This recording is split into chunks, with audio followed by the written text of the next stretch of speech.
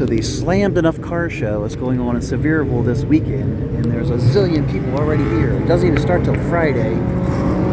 There's like a zillion people over here in this parking lot, just hanging out with all the sporty cars, a zillion police cars.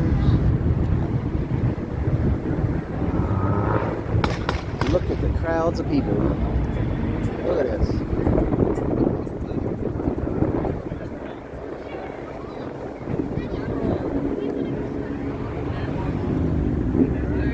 Not sure if they're just here looking at the cars at this point, but there's like a zillion people.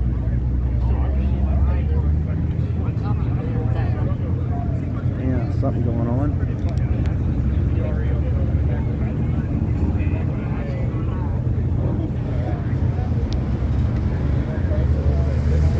I have a feeling this car show is going to be bigger than the rod run. I know there's a lot of cars here already. I mean, this is like crazy. There's people like on the side of the roads, all up and down the streets everywhere. Tons and tons of people here for this car show. People just hanging out, sitting here with chairs on the side of the road, just like Rod Run. I guess it must be slamming enough with all these people here.